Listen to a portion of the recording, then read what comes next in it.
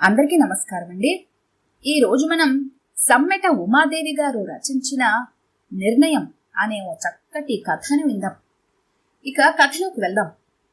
ఈ పెళ్లి ఒక ఇంద్రజాలమో మహేంద్రజాలమో నాకు తెలియదు లలిత. కొన్నాళ్ల క్రితం వరకు నువ్వెవరో తెలియదు, కానీ నిన్ను చూశాక నిన్నే పెళ్లాడాలి అనిపించింది.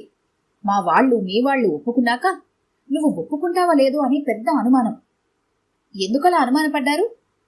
ఏముంది, ఈవేళ అమ్మాయిలందరికీ ఎంబీబీఎస్ బీటెక్ చేసిన అబ్బాయిలు మాత్రమే కావాలి. వాడు ఫారెన్కి వెళ్లేందుకు సిద్ధంగా ఉండాలి. నేను మామూలు పోస్ట్ గ్రాడ్యుయేట్ని, మామూలు అకౌంటెంట్ని. అసలు నీకు తెలుసా, ఇవాళ అబ్బాయిలకు పెళ్లిళ్ళు కావడం కష్టమైపోతుంది. అమ్మాయిలు తగ్గ చదివేసి ఇట్టే ఉద్యోగస్తులైపోతున్నారు. వాళ్లకు తగ్గ వరుణ్ణి వాళ్లే ఎంచుకుంటున్నారు. ఎనీహౌ మనిద్దరికీ రాసి పెట్టుంది, పెళ్లి కుదిరింది. ఐఎమ్ సో హ్యాపీ లలిత. నేను కూడా చాలా సంతోషంగా ఉన్నాను అనిల్. ఒక మాట అడగరా?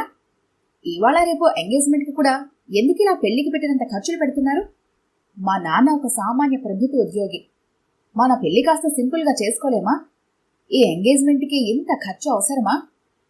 చూడు లలిత, పెళ్లి గురించి మనకి ఎన్ని ఆశలు ఉంటాయో, పిల్లల పెళ్లిళ్ళు ఎలా చేయాలో పెద్దవాళ్ళకు కూడా కొన్ని ఆశలు ఉంటాయి. ఖర్చు పెట్టని ఇప్పుడు కాకపోతే ఎప్పుడు పెడతారు? జీవితంలో ఒకేసారి వచ్చే సందర్భం కోసం ఇలా ఖర్చు పెట్టడం నువ్వు నేను మొదలెట్టింది కాదు. నీతోనో నాతోనో ఆగిపోయేది కాదు. సంతోషంగా గడపాల్సిన సమయంలో ఏదేదో ఆలోచించి మనసు పాడు చేసుకోకు. కమాన్, మంచి కాఫీ తాగుదాం. ఆమె భుజం చుట్టూ చెయ్యవేసి అతను నడిపిస్తుంటే ఆమెలోని సంశయాలు అతని మాటల వెల్లువలో కొట్టుకుపోయాయి. వైభవంగా జరిగిపోయిన ఎంగేజ్మెంట్ అనే ఆ ఘట్టంలో పసుపుతాడొక్కటే తక్కువ. పెళ్లికి 2 నెలల గడువు వచ్చింది. దానితో ఇద్దరికీ ఆ మర్నాటి నుండి సెల్లి స్వరాలే చంపస్వరాలైనాయి. రోజులు గడుస్తున్న కొద్దీ పెళ్లి ఏర్పాట్ల కోసం ఆమె తండ్రి సూర్యం నానా అగచాట్లు పడటం లలిత గమనిస్తూనే ఉన్నది. ఒక పక్క మధురోహలలో తేలుతున్న లలితకు తండ్రి పడే యాతనకు చాలా బాధగా ఉన్నా, ఇలాంటప్పుడే కదా ఖర్చు పెట్టేది అన్న అనిల్ మాటలు గుర్తుకొచ్చి ఏమీ అనలేకపోతుంది. అసలు కట్నం ఎందుకివ్వాలి అని వాదించే లలితకు వాళ్ళు 10 లక్షలు అడిగారని తెలిసి చాలా బాధపడింది. ఈ సంబంధం వద్దు నాన్న అని గట్టిగా చెప్పాలనుకుంది. ఏ వయసులో జరగాల్సిన ముచ్చట ఆ వయసులో జరగాలి. ఇలా కట్నం ఇచ్చుకోలేమనో ఇవ్వలేమనో, అబ్బాయి మంచి ఉద్యోగస్తుడు, ఐశ్వర్యవంతుడు, అందగాడు కావాలనో రకరకాల కారణాలతో పెళ్లి వాయిదా వేసుకున్న వారికి ఆ తరువాత ఆ ఈడు అబ్బాయి దొరకడం కష్టమైపోతుంది. అలా పెళ్లి కాని అమ్మాయిలు ఎందరో మన బంధువుల్లోనే ఉన్నారు. తల్లి కఠినంగా చెప్పింది. దానికి తోడు అనిల్ నచ్చి రాజీకొచ్చిందాన్లా మౌనం వహించింది. పెళ్లి కొడుకు ఇల్లు, తన ఉద్యోగం చేస్తున్న స్థలం చాలా దూరం కాబట్టి ప్రస్తుతానికి ఇరువురి పెద్దల సూచన మేరకు చేస్తున్న చిన్న ఉద్యోగానికి రిజైన్ చేసేసింది. చకచకా పెళ్లి ఏర్పాట్లు జరిగిపోతున్నాయి. మధ్య మధ్య మగ పెళ్లి వారి కోరికలు చిట్టా విప్పుతున్నారు. ముందే వాళ్ళు పెళ్లి చాలా ఘనంగా జరపాలి అన్నారు. లేని ఆడపడుచు కట్నం కూడా తమ్ముడి కూతురికి ఇవ్వాలి అన్నారు. కళ్యాణ మండపం వాళ్లకు నచ్చాలి అన్నారు. ఈ డిమాండ్లు లలితకు ఒళ్ళు మండేస్తున్నా ఓపిక పడుతుంది. అప్పటికే 5 లక్షలు పెళ్లివారికి ఇచ్చేశాడు సూర్యం. ఇంకా 5 లక్షల సొమ్ములు సమకూర్చుకోవాలి. పెళ్లి ఖర్చును చూసుకోవాలి. ఆందోళనగా కంగారుగా తిరుగుతున్న తండ్రిని చూసి, నాన్నా, ఎందుకలా చాలా ఆందోళనగా ఉన్నావు? డబ్బు సర్దుబాటు అవ్వలేదా? ఉండబట్టలేక అడిగింది. అదేం లేదమ్మా, అన్నీ సమకూరుతాయి, అన్నీ సవ్యంగా జరుగుతాయి, నువ్వేం కంగారు పడకు అన్నారు. 5 ఏళ్ల క్రితం అక్క సునీతను మేనత్త కొడుక్కే ఇచ్చి చేసినా అంతో ఇంతో కట్నం ఇచ్చుకోక తప్పలేదు ఆయనకి. ఇప్పుడిక ఉన్నదంతా నాకు ఊడ్చిస్తే రేపు తమ్ముడు భవిష్యత్తు ఏమిటి అని బాధపడసాగింది. మగపిల్లి వాళ్ళు ఎక్కడా దేనికి తగ్గటం లేదు. అనిలన్న కాస్త వాళ్ళకి సర్దు చెప్పచ్చు కదా. చూడబోతే అతగాడికి కూడా వాళ్ళ అమ్మ నాన్న చేస్తున్న ఆర్భాటాలన్నీ ఇష్టమే అనిపించసాగింది. దానికి తోడు ఇంట్లో ఏవేవో చర్చలు జరుగుతున్నాయి. లలిత వచ్చేసరికి ఆపేస్తున్నారు. 10 రోజుల ముందే పెళ్లికొచ్చిన అక్క కూడా ఇంట్లో దేని గురించి చర్చ జరుగుతుందో ఏమీ చెప్పటం లేదు. దాంతో లలితకు మరికొంత అనుమానమో మొదలైంది. అనవసరంగా ఈ సంబంధం ఒప్పుకున్నానా అనుకుని బాధపడింది. ఇప్పుడు వెనక్కి వెళ్లేందుకు ఏమీ లేక మౌనం వహించింది. రంగురంగుల పూలతో అందమైన సెట్టింగులతో కళ్యాణ మండపం అందాలు సంతరించుకున్నది. బంధుమిత్రులంతా పెళ్లికి తరలి వచ్చారు. పెళ్లి కూతురుగా ముస్తాబైన లలిత చూడముచ్చటగా ఉన్నది. రుచికరమైన వంటలు సిద్ధమవుతూ ఆ వాసనలు హాల్లోకి కూడా వ్యాపిస్తున్నాయి. ఇన్ని రోజుల నుండి పెళ్లి పనుల్లో సతమతమవుతూ తిరుగుతున్న సూర్యం పట్టుపంచ కట్టుకొని భార్య సమేతంగా కన్యాదానానికి సన్నద్ధమయ్యాడు. భారతి ముఖంలో సంతోషం వెల్లివిరుస్తున్నది. విడిది నుండి పెళ్లికొడుకు ఊరేగింపుగా వచ్చాడు. అమ్మాయిని అబ్బాయిని కూర్చోబెట్టి పూజలు చేస్తూ కళ్యాణపు తంతు మొదలుపెట్టారు పంతులుగారు. ఇరువురు తల్లిదండ్రులు వేదిక మీద ఉన్నారు. ఇక వధువు తల్లిదండ్రులు ఇటొచ్చి కూర్చోండమ్మా అని పంతులుగారు పిలవగానే వెళ్లి కూర్చున్నారు. సిగ్గుపడుతూ తల్లిదండ్రుల వంక తలెత్తి చూసింది లలిత. పెళ్లి కూతురుగా ఉన్న కూతురిని సంతోషంగా చూసుకున్నారో లేదో ఒక్కసారిగా కుప్పకూలిపోయాడు సూర్యం. అయ్యో, ఏమైంది నాన్నా? గట్టిగా అరుస్తూ పెళ్లిపేటల మీద నుండి ఒక్క గంతుతో వచ్చి తండ్రిని పట్టుకుంది లలిత. ఏమైందండి అంటూ భారతి భయంతో అరిచింది. తల్లి కూతుర్లిద్దరూ అరుస్తూనే ఉన్నారు. గుండె చేత్తో ఒత్తుకుంటూ క్షణాల్లో ప్రాణాలు వదిలాడు సూర్యం. ఈ హఠాత్ పరిణామానికి ఉక్కిరిబిక్కిరైపోయింది లలిత. అంబులెన్స్ రావాల్సిన అవసరమే లేకపోయింది. వచ్చిన బంధువుల్లో 2-3 డాక్టర్లు కూడా ఉన్నారు. అతని మరణ వార్తను ధృవీకరించేశారు. కళ్యాణ రాగాలు పలుకుతున్న సన్నాయి మేళాలు ఆగిపోయాయి. అయిన వారి శోకాలు అక్కడ మారు మోగుతున్నాయి. భారతి పొర్లి పొర్లి ఏడుస్తున్నది. లలిత అక్క సునీత, తమ్ముడు సుధీర్ లలితను పట్టుకుని పెద్దగా రోధించసాగారు. లలితకు భయం, దుఃఖం. ఇలా జరిగిందేమిటి అన్న ఆశ్చర్యం. ఇదంతా నిజం కాకుండా ఉంటే బావుందన్న ఆశతో అయోమయంగా అరుస్తూ ఏడవసాగింది. పెళ్లి కొడుకుని ఎవరో అక్కడి నుండి తప్పించి కారులో తీసుకెళ్లిపోయారు. మగపిల్లివారంతా మెల్లగా అక్కడి నుంచి వెళ్లిపోయారు. పెళ్లి చూద్దామనుకొని వచ్చిన వారికి సూర్యాన్ని ఆఖరి చూపులు చూడవలసి వచ్చింది. పెళ్లి కొడుకు పెళ్లి కూతురు కోసం ఉంచిన పూలదండలు అతని భౌతిక దేహాన్ని కప్పేశాయి. సూర్యం కుటుంబాన్ని విషాదపు చీకట్లు కమ్మేశాయి. కర్మలు ముగిశాయి. పెళ్లిళ్లు చావీలుగా మారి శ్మశాన నిశ్శబ్దం ఆవహించింది. నానలేని ఇల్లు శూన్యంగా భయంకరంగా అనిపించి లలితకు తాను చచ్చిపోదామన్నంత ఆలోచనలు వస్తున్నాయి. తల్లిని చూస్తే ప్రాణం విసూరుమనిపిస్తుంది. చదువుకోవడం తప్ప ప్రపంచం తెలియని తమ్ముడిని చూస్తే జాలనిపిస్తుంది. కాస్త ధైర్యాన్ని కూడదీసుకుని ఇంటి పనులు చేస్తూ తల్లిని చూసుకోసాగింది. తండ్రి మరణం ఎంత బాధగా ఉందో. అక్కడి నుండి జారుకున్న అనిల్ కుటుంబం గురించి ఆలోచిస్తుంటే అంతకంటే చాలా కంపరంగా అనిపించసాగింది. పెద్ద కర్మకి అనిల్ తండ్రి ప్రసాదరావు వచ్చి వెళ్లాడని తెలిసింది. కనీసం లలితను అతను పలకరించినైనా లేదు. సూర్యం చనిపోయి నెల గడిచిపోతుండగా భారతి అన్నలొచ్చి, అమ్మా భారతి, మరి ప్రసాదరావు గారింటికి వెళ్లి లలిత పెళ్లి సంగతి మాట్లాడరామా అని అడిగారు. అమ్మా, తండ్రి చనిపోయిన దుఃఖంలో నేనుంటే కనీసం ఇంతవరకు మనల్ని పలకరించిన ఆ కుటుంబంలోకి నేను వెళ్లాలా? కనీసం అనిల్కి నా గురించి ఆలోచనే లేదా? ఇప్పటిదాకా ఒక్క ఫోన్ కూడా చెయ్యని ఆ మనిషితో నాకింక పెళ్లి అవసరమా అంటూ అడిగింది.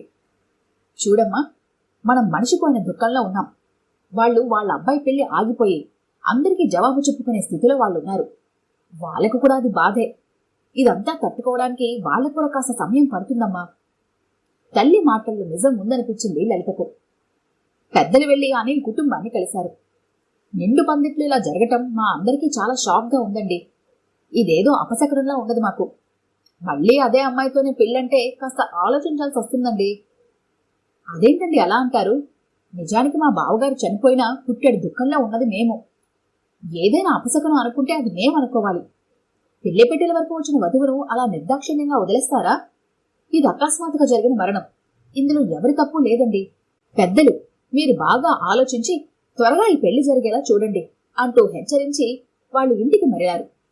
మర్నాడు లలిత మేనమామ శ్రీధర్ లలితను భారతిని, లలిత తమ్ముడు సుధీర్ని తన వెంట సూర్యం ఆఫీస్కి తీసుకెళ్లాడు. అక్కడ ఆఫీసులో సూర్యం తోటి ఉద్యోగులు వీళ్లను ఆత్మీయంగా పరామర్శించారు. సీఈఓ గారు సూర్యానికి రావాల్సిన సొమ్ములన్నీ వీలైనంత త్వరగా ఇప్పించే ప్రయత్నం చేస్తామని, కంపాషనేట్ గ్రౌండ్స్ లో కుటుంబంలో ఒకరికి ఉద్యోగం వచ్చే అవకాశం ఉన్నదని దానికి అప్లై చేసుకోమని సలహా ఇచ్చారు. ఇంటిల్లిపాదికి కాస్త ఊరటగా అనిపించింది. శ్రీధర్ లలిత గదికొచ్చి కూర్చొని, చూడమ్మా లలిత, ఇంకా చదువు ముగియని తమ్ముడు ఏ జాబ్ చేస్తాడు?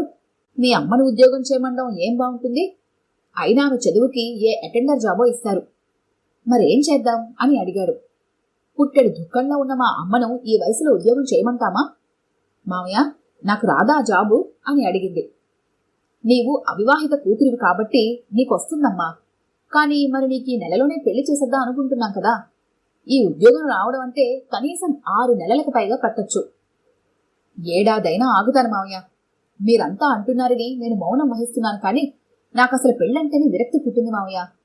లలిత గొల్లున ఏడ్చేసింది. నేను అర్థం చేసుకోగలనమ్మా. సరే, రేపే సీఈఓని కలిసి మన ప్రయత్నాలు మొదలు పెడదాం. ముందు నువ్వు ధైర్యంగా ఉంటేనే ఏదైనా చేయగలుగుతావు. ధైర్యంగా ఉంటాను మావయ్య. ఎందుకంటే ఇప్పుడు అమ్మని తమ్ముడిని నేనే చూసుకోవాలి కదా, స్థిరంగా అన్నది. లలిత తన సర్టిఫికేట్స్, తండ్రి డెత్ సర్టిఫికేట్, అతని ఎస్ఆర్ పట్టుకొని జడ్పీ చుట్టూ, కలెక్టర్ ఆఫీస్ చుట్టూ తిరగసాగింది. సూర్యాన్ని ఎంతగానో అభిమానించి అతని మిత్రులంతా లలితకు అడుగడుగునా సాయం చేయసాగారు. అప్పుడే ఆమెకి సీనియర్ అకౌంటెంట్ పరమేశ్వరి గారి ద్వారా చాలా విషయాలు తెలిసాయి. మీ నాన్న నాకు ఆప్తమిత్రుడమ్మా. అందం, చదువు అన్నీ ఉన్నా నీ పెళ్లికి వాళ్ళు 20 లక్షల కట్నం అడగటం, మీ అక్కకి చాలా తక్కువ కట్నం ఇచ్చారని, ఇప్పుడు నీకు 20 లక్షల కట్నం ఇస్తే తనకు 10 లక్షలన్నా ఇవ్వాలని మీ అక్కాబావల పోట్లాటం ఆయన తట్టుకోలేకపోయారమ్మా. ఇవన్నీ మీ నాన్న నాకు చెప్పుకొని ఎంతో బాధపడ్డాడమ్మా. దానితో నేనే షూరిటీగా ఉండి బ్యాంక్లోనూ, బయట ఫైనాన్స్ కంపెనీలోనూ అప్పులు ఇప్పించాను. పుట్టెడు దుఃఖంలో ఉన్న మీకు ఇప్పుడు ఇవన్నీ చెప్పడం ఎందుకని ఆగిపోయాను. ఇవాళ రేపు వచ్చి మీ అమ్మకు, మీ మేనమావలకు కాగితాలన్నీ అప్పగిస్తాను. లలిత తలపై 100 టన్నుల బరువు పడ్డట్టు విలవెల్లాడింది. కూతురు సుఖంగా ఉండటం కోసం 20 లక్షల కట్నంకి ఒప్పుకొని తన దగ్గర అబద్ధం చెప్పి తాను ఇక్కట్లు పాలని తండ్రి ప్రేమకు కన్నీరు మున్నీరైంది. అక్క కొడుకై ఉండి మావయ్య కష్టం పట్టించుకోకుండా తనకు 10 లక్షలు కావాలని అడిగిన బావ ముఖం, అతనికి వంతపాడిన అక్క ముఖం చూడాలంటే అసహ్యం వేసింది. కన్న కూతురికే తండ్రి బాధ పట్టనప్పుడు ఇంకా ఎవరికి పడుతుంది అనుకుంది. అంతలోనే తాను మాత్రం తక్కువెంతున్నది? అసలు కట్నపు పెళ్లికి ఒప్పుకున్నాక అది 10 లక్షలైతేనే, 20 లక్షలైతేనే? ఈ ఆర్థిక సమస్యలకేగా ఆయన ఇంత నలిగిపోయి తన ప్రాణాల మీదకు తెచ్చుకున్నారు. తన తప్పేమిటో తెలిసి రాసాగింది లలితకు. చాలా గంభీరంగా మారిపోయింది. ఆ రోజు ఆదివారం సాయంత్రం 4 గంటలకి కాలింగ్ బెల్ మోగితే వెళ్లి తలుపు తీసింది. ఎదురుగా అనిల్ తండ్రి ప్రసాదరావు. ఇంత ఘోరం జరిగిపోయాక మిమ్మల్ని ఎలా పలకరించాలో అర్థం కాక మళ్లీ రాలేదమ్మా. అతనితో పాటు మరో 2 పెద్దలొచ్చి కూర్చున్నారు. లలిత టీ పెట్టి ఇచ్చేలోగా భారతి ఫోన్ చేసి తమ్ముళ్లను పిలిపించింది. సూర్యంగారి డబ్బులు వచ్చాయని విన్నాం. మీరు పెళ్లికి సిద్ధమని తెలుసు. కాని అమ్మాయికి ఉద్యోగం ఇస్తామని అన్నారట కదా, అందుకే కొన్ని నెలలు ఆగుదాము. అమ్మాయికి ఉద్యోగం వచ్చాకే పెళ్లి చేద్దాం. భారతికి ప్రాణం లేచొచ్చింది. ఆమె తమ్ముళ్ళు, సరేనండి, మరి అబ్బాయి అంతకాలం ఆగటానికి ఒప్పుకున్నాడా అని అడిగారు. వాడు పెద్దల మాట కాదనండి, మీరు చూస్తూనే ఉన్నారు కదా అన్నాడు. నిజానికి సూర్యం గారు 20 లక్షల కట్నంకి ఒప్పుకున్నారు. పాపం ఇప్పుడు ఆయనే లేరు. మీరు మిగిలిన 5 లక్షలు ఇచ్చేస్తే చాలండి అన్నాడు. అతని ఉదారత్వానికి భారతి మళ్లీ మురిసిపోయింది. వాళ్ళు వెళ్ళిపోయాక ఆ అబ్బాయికి మన లలితకు రాసినది, అందుకే వాళ్ళంతటా మళ్లీ వాళ్లే వచ్చారు. నిశ్చింతగా ఊపిరి పీల్చుకుంటూ అన్న తల్లి వంక జాలిగా చూసింది లలిత. వీళ్ళు 5 లక్షలతో సరిపెట్టారు కాబట్టి నాన్న పేరుకి వచ్చే డబ్బులో అక్కకు కూడా 4 లక్షలు ఇద్దాం లలిత. ఆడపిల్లను బాధపడ్డం ఎందుకు అన్నది. లలిత తల ఊపింది. అనుకున్న దానికన్నా త్వరగానే లలిత ఉద్యోగంలో చేరింది. 6 నెలలు ఇట్టే గడిచిపోయాయి. లలిత అక్క సునీత తనకు వచ్చే డబ్బు కోసం, అనిల్ తండ్రి ప్రసాదరావు మరో 5 లక్షల సొమ్ముతో ప్రభుత్వ ఉద్యోగంతో రానున్న కోడలి కోసం ఎదురుచూస్తున్నారు. ఆ రోజు సాయంత్రం లలిత మేనమామలు, సునీత, ఆమె భర్త ఇక పెళ్లి ప్రస్తావన తెచ్చేందుకు వచ్చి కూర్చున్నారు. ఆఫీస్ నుండి వచ్చిన లలిత వాళ్ళు ఏదో మాట్లాడబోయేలోగా బ్యాగ్ తెచ్చి, మావయ్య, నాన్న పేరిట వచ్చిన 35 లక్షల్లో 10 లక్షలు ఆయన చేసిన అప్పులు తీర్చేశాను. ఇదిగో ఇవే ఆ కాగితాలు. ఇక అమ్మ ఎవరి పంచనా ఉండకుండా 20 లక్షలతో తన పేరిట చిన్న ఫ్లాట్ కొన్నాను. ఇవి ఆ కాగితాలు. అదేంటి, మరి నీ పెళ్లి ఖర్చులు ఎలా? అక్కకి ఇవ్వాల్సిన డబ్బులు మాట? అక్కకి నాన్న ఏనాడో పెళ్లి చేశారు. నాన్న వాళ్ళకేం బాకీ లేరు తీర్చడానికి. తమ్ముడికి ఉద్యోగం వచ్చే వరకు వాడి బాధ్యత నాదే. ఇక నా పెళ్లి విషయం, నేను మనిషిని మావయ్య. ముందు చేసుకుంటాననటం, తరువాత అపశకునం, అవమానం, వద్దు అనటం, ఆ తరువాత నాకు నాన్న ఉద్యోగం వస్తుంది అనగానే మళ్లీ చేసుకుంటాం అనటం, అంతా వాళ్ళిష్టమేనా? నాకి పెళ్ళొద్దు మావయ్య. నేనుగా బతుకుతాను. నాకు నేను నచ్చిన వ్యక్తి దొరికినప్పుడే పెళ్లి చేసుకుంటాను. పెళ్లివారికిచ్చిన 5 లక్షలు మీరు తిరిగి తీసుకొస్తే అవి అమ్మ పేరిట ఫిక్స్డ్ డిపాజిట్ చేద్దాం మావయ్య, స్థిరంగా పలికింది లలిత. ఈ కథ గంట మీకు నచ్చినట్లయితే లైక్ చేయండి, షేర్ చేయండి. మరిన్ని ఇంట్రెస్టింగ్ కథల కోసం మా ఛానల్ని తప్పకుండా సబ్స్క్రైబ్ చేసుకోండి.